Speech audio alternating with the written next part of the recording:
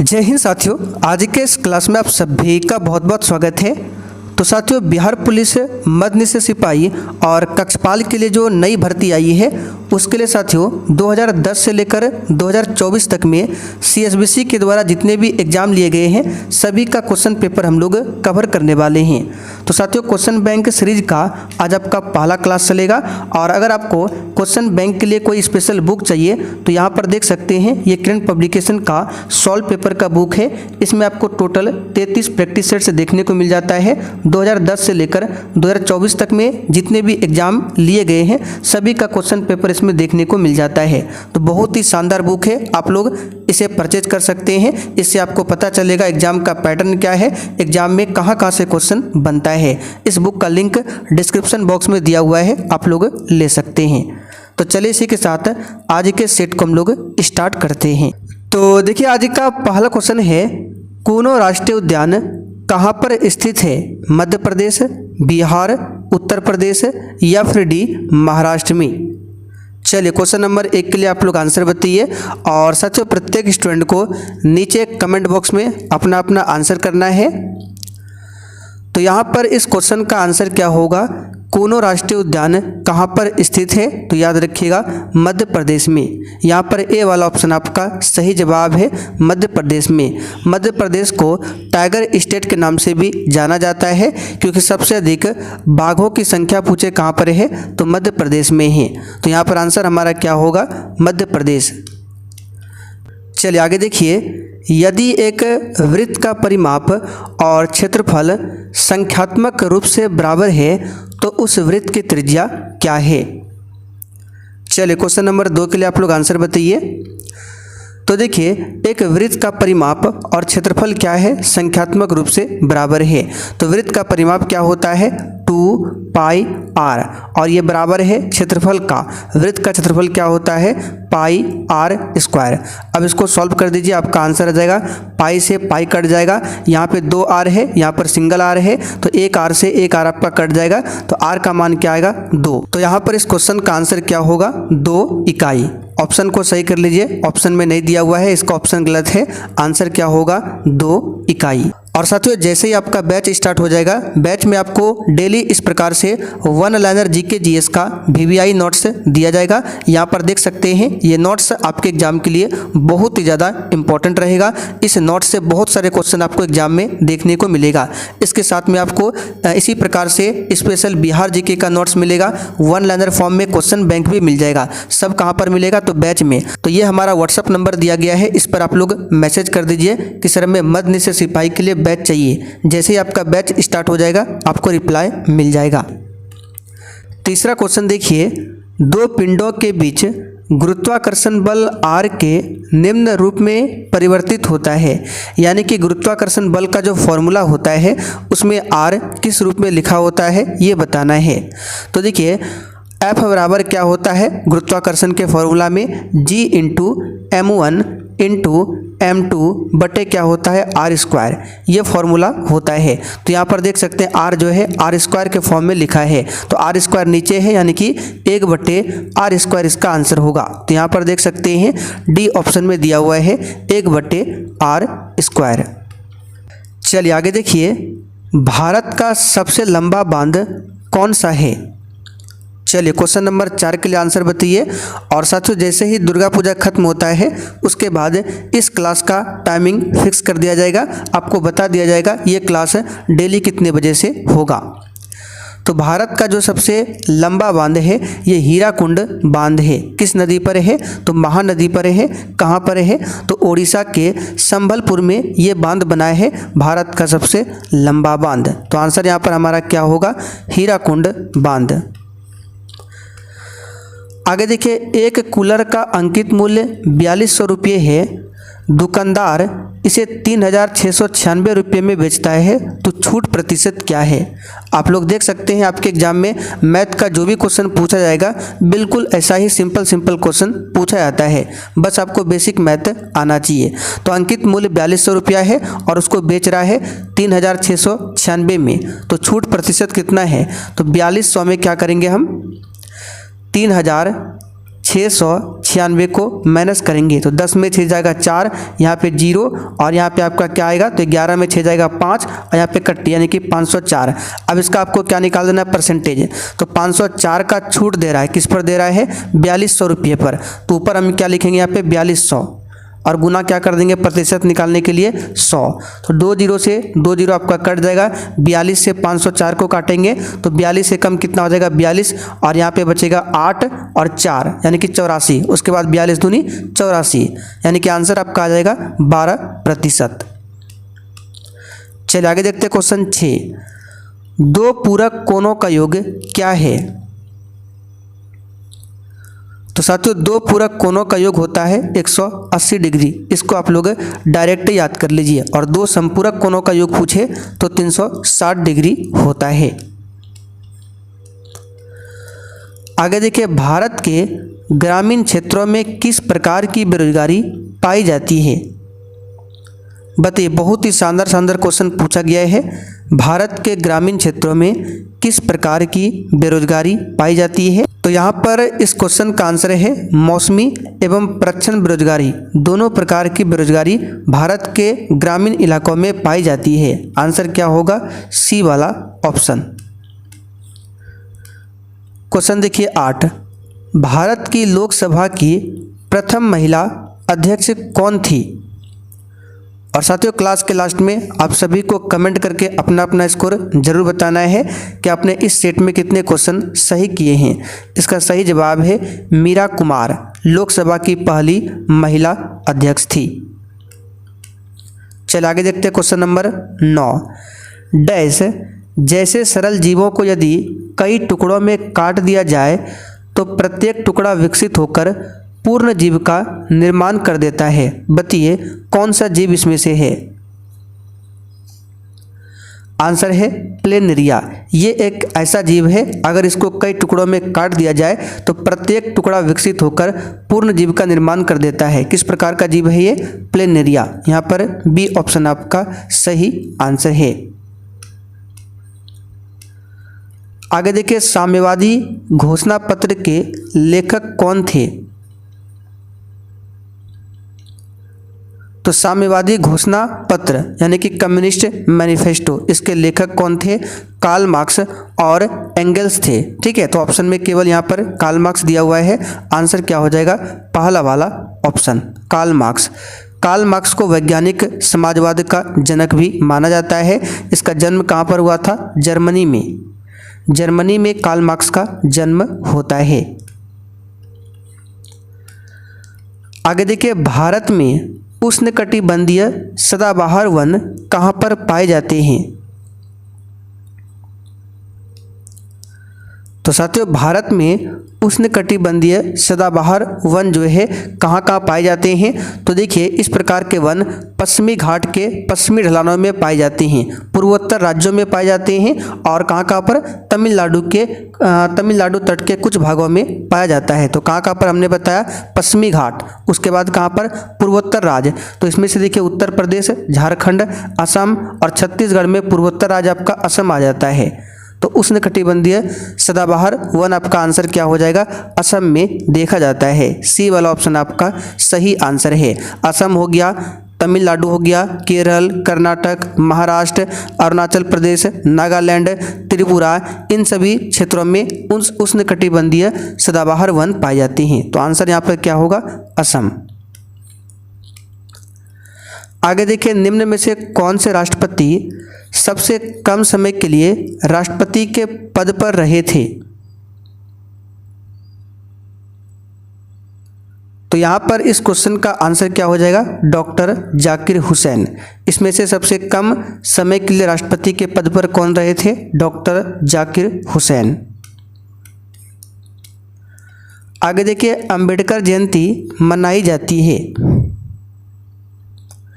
तो सिंपल सा क्वेश्चन है 14 अप्रैल को, क्योंकि 14 अप्रैल 1891 को इनका जन्म होता है मध्य प्रदेश के महू में। कहाँ पर, मध्य प्रदेश के महू में। 11 जुलाई को विश्व जनसंख्या दिवस मनाया जाता है। आगे देखिए, आविन्यो कहाँ का प्रमुख कला केंद्र रहा है। सही आंसर है फ्रांस। फ्रांस की राजधानी कहाँ पर है? पेरिस। आगे देखिए, विश्व स्वास्थ्य दिवस मनाया जाता है, बताइए कब? तो साथियों, विश्व स्वास्थ्य दिवस की बात करें तो ये 7 अप्रैल को मनाया जाता है। क्यों? क्योंकि 7 अप्रैल 1948 को ही विश्व स्वास्थ्य संगठन की स्थापना होती है, यानी कि WHO की स्थापना होती है। इसलिए 7 अप्रैल को विश्व स्वास्थ्य दिवस मनाया जाता है। अच्छा, WHO का मुख्यालय पूछे कहाँ पर है? तो जेनेवा में। आगे देखिए, ध्वनि सबसे तेज डैश माध्यम में संचरित होती है। इसका आंसर है ठोस माध्यम में। ध्वनि सबसे अधिक तेज गति से चलती है ठोस में, ठोस से कम द्रव में, सबसे कम गैस में, और ध्वनि जो है निर्वात में गमन नहीं करती है। तो आंसर यहाँ पर क्या होगा? ठोस। आगे देखिए, वृष्टि छाया क्या है? बताइए, वृष्टि छाया क्या है? तो एक ऐसा क्षेत्र जो अपेक्षाकृत रूप से धरातलीय अवरोध के प्रभाव से कम वर्षा वाला क्षेत्र, यानी कि जहाँ पर कम वर्षा वाला क्षेत्र है उसको वृष्टि छाया क्षेत्र बोला जाता है। यहाँ पर ए ऑप्शन आपका राइट है। आगे देखिए, आपातकाल के दौरान मूल अधिकारों के प्रवर्तन को निलंबित किया जा सकता है, बताइए किसके द्वारा? तो देखिए, जब आपातकाल की स्थिति लागू होती है तो उस समय कुछ मौलिक अधिकार जो है निलंबित किया जा सकता है। किसके द्वारा? तो ये राष्ट्रपति के द्वारा होता है। बी वाला ऑप्शन यहाँ पर आपका सही जवाब है, राष्ट्रपति। मूल अधिकार को अमेरिका देश के संविधान से लिया गया है। मूल अधिकार को अनुच्छेद 12 से लेकर 35 तक में बताया गया है, और भाग पूछे तो भाग 3 में मूल अधिकार है। आगे देखिए, संस्कृति शब्द का विशेषण क्या है?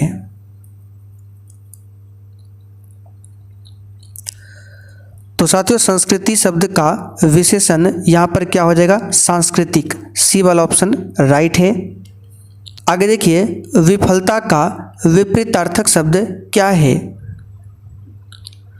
तो विफलता का विपरीतार्थक हो जाएगा उल्टा सफलता। बी ऑप्शन सही है। अम्लीय वर्षा निम्न के ऑक्साइडों के कारण होती है, बताइए एसिड रेन जो है किसके ऑक्साइड के कारण होता है? तो इसको आप लोग याद कर लीजिए, एग्जाम में बार बार पूछा जाता है। सल्फर और नाइट्रोजन के ऑक्साइड के कारण होता है, यानी कि SO2 और NO2, इसी के कारण एसिड रेन होता है। आगे देखिए, द्वितीय विश्व युद्ध का तात्कालिक कारण क्या था? बताइए 22 के लिए आंसर। तो द्वितीय विश्व युद्ध की शुरुआत 1939 में होती है और समाप्ति 1945 में, और इसका तत्कालिक कारण था पोलैंड पर जर्मनी का आक्रमण। डी वाला ऑप्शन यहाँ पर आपका राइट है। आगे देखिए, निम्न में से किस विटामिन की कमी से स्कर्वी रोग उत्पन्न होता है? तो साथियों, किस विटामिन की कमी से स्कर्वी रोग उत्पन्न होता है? यहाँ पर इसका सही जवाब क्या होगा? तो विटामिन सी की कमी से होता है। विटामिन सी का रासायनिक नाम क्या होता है? Ascorbic acid. विटामिन ए का रेटिनॉल, विटामिन बी का थायमिन, विटामिन डी का कैल्सीफेरॉल।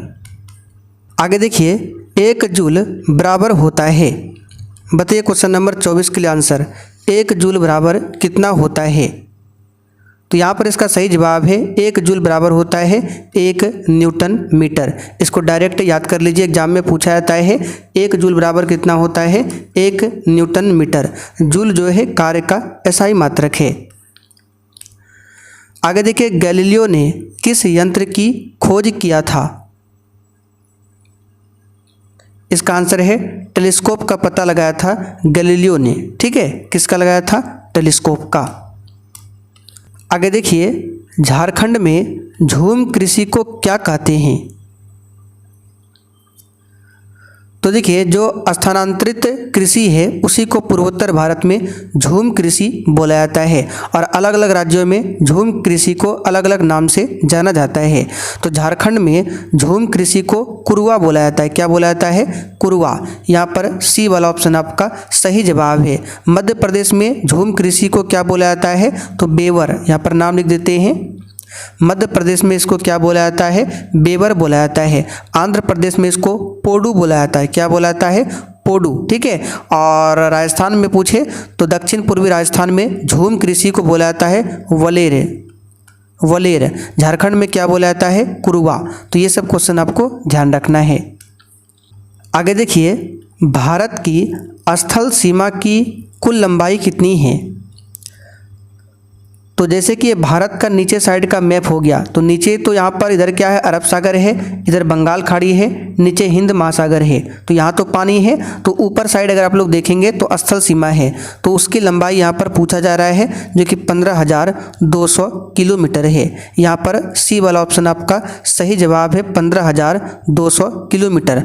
अगर आपसे पूछे जो नीचे साइड है इसकी लंबाई पूछे तब, तो याद रखिएगा भारत का जो नीचे साइड है इसकी लंबाई प्लस लक्षद्वीप और अंडमान निकोबार को मिला दे तो टोटल मिलाकर होता है 7516 किलोमीटर। ठीक है। तो भारत के समुद्री तट की लंबाई कुल कितनी है? 7516.6 किलोमीटर। किसको किसको मिलाकर? तो नीचे साइड, अंडमान निकोबार इधर और लक्षद्वीप मिलाकर, तीनों को मिलाकर 7516.6 किलोमीटर होता है।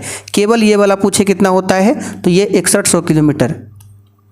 तो हमने तीनों बता दिया। स्थल सीमा की लंबाई 15,200, नीचे साइड की लंबाई पूछे 6100 किलोमीटर, और अगर आपसे पूछे नीचे साइड प्लस अंडमान निकोबार लक्षद्वीप तो 7516.6 किलोमीटर। द्वितीय विश्व युद्ध में 1 सितंबर 1939 को पोलैंड पर किसने आक्रमण किया था? तो ये किया था एडोल्फ हिटलर ने। बी ऑप्शन सही है। विद्वान का विलोम क्या है? बताइए। तो विद्वान का विलोम यहां पर हो जाएगा मूर्ख। सी ऑप्शन आपका सही है, मूर्ख। सर्वप्रथम यूरोपियन व्यापारी जो हिंद चीन आए थे कौन थे? तो ये थे पुर्तगाली, जो कि 1498 ईस्वी में भारत आया था। आगे देखिए, सिंधु तथा सतलज नदी के मध्य हिमालय को जाना जाता है। तो सिंधु और सतलज के बीच जो हिमालय स्थित है उसको जाना जाता है पंजाब हिमालय के नाम से। ए ऑप्शन यहाँ पर आपका सही है। परमाणु ऊर्जा संयंत्रों में विद्युत उत्पन्न करने के लिए किस समस्थानिक का उपयोग किया जाता है? तो इसमें यूरेनियम 235 का इस्तेमाल होता है। किसका? यूरेनियम 235। आगे देखिए, राज्यसभा के 1/3 सदस्य यानी कि 1/3 सदस्य अवकाश ग्रहण करते हैं प्रत्येक डैश पश्चात। तो देखिए, राज्यसभा एक अस्थायी सदन है, इसलिए ये भंग नहीं होता है। इसके सदस्यों का कार्यकाल 6 वर्षों का होता है और इसमें जो 1/3 सदस्य है प्रत्येक 2 वर्ष के अंतराल पर क्या होते हैं? अवकाश ग्रहण करते हैं, यानी पद उनको छोड़ना पड़ता है प्रत्येक 2 वर्ष के अंतराल पर। कितने सदस्य को? 1/3 सदस्य को। तो यहाँ पर आंसर क्या होगा? 2 वर्ष। आगे देखिए, प्रशा के राजा विलियम प्रथम को कहाँ जर्मनी का सम्राट घोषित किया गया? तो यहाँ पर इसका सही जवाब है वर्साय। डी ऑप्शन आपका सही जवाब है, वर्साय में। निम्न में से कौन सा ऊर्जा का मात्रक नहीं है? तो किलोवाट, किलोवाट घंटा, जूल ऊर्जा का मात्रक है, जबकि न्यूटन मीटर ये ऊर्जा का मात्रक नहीं है। चौथा वाला ऑप्शन यहाँ पर आपका राइट है। आगे देखिए, संपत्ति का अधिकार क्या है? तो 1978 से पहले जब 44वां संशोधन नहीं हुआ था, इससे पहले संपत्ति का अधिकार मौलिक अधिकार था, लेकिन जब ये संशोधन होता है 44वां 1978 में, उसके बाद जो संपत्ति का अधिकार है इसको मौलिक अधिकार की सूची से हटाकर कानूनी अधिकार बना दिया गया और संपत्ति के अधिकार को अब आर्टिकल 300A में रखा गया है। और वर्तमान में कितने मौलिक अधिकार बचे हैं? तो 6 मौलिक अधिकार। पहले कितने थे? 7। कब? जब संपत्ति का अधिकार मौलिक अधिकार हुआ करता था, उस समय 7 था, तो जैसे ही हट गया तो अब कितना है? 6 है। तो आंसर क्या होगा? कानूनी अधिकार है संपत्ति का अधिकार। आगे देखिए, 2011 की जनगणना के अनुसार भारत में सर्वाधिक जनसंख्या वाला राज्य कौन सा है? तो सिंपल सा क्वेश्चन है, उत्तर प्रदेश है सबसे अधिक जनसंख्या वाला राज्य। आगे देखिए, वह संयोजी ऊतक जो अस्थियों से मांसपेशियों को जोड़ता है क्या है? तो ये है कंडरा, जिसको टेंडन भी बोला जाता है। कंडरा जो है एक रेशेदार संयोजी ऊतक है जो मांसपेशियों को हड्डी से जोड़ता है। चलिए आगे देखते हैं क्वेश्चन 39। राष्ट्रीय आय का मतलब क्या है? आंसर है उत्पादन के साधनों से प्राप्त आय। आगे देखिए, रबड़ डैश फसल है। तो साथियों, रबड़ जो है भूमध्य रेखीय क्षेत्र की फसल है, इसको याद कर लीजिए। ए ऑप्शन यहाँ पर आपका सही है। आगे देखिए, आहार नाल मूल रूप से डैश से डैश तक विकसित एक लंबी नली है। तो आहार नाल जो होता है ये मूल रूप से मुख से स्टार्ट होता है और गुदा तक विकसित एक लंबी नली होती है, मुख से गुदा तक। आगे देखिए, उत्तर पश्चिम भारत में शीतकालीन वर्षा उन चक्रवातों के परिणाम स्वरूप होती है जो उत्पन्न होते हैं। कहाँ पर उत्पन्न होते हैं? भूमध्य सागर में। डी वाला ऑप्शन राइट है। आगे देखिए, एक डैश द्वारा बना प्रतिबिंब हमेशा है आभासी, सीधा एवं अत्यधिक छोटा होता है। बताइए किसके द्वारा बना प्रतिबिंब?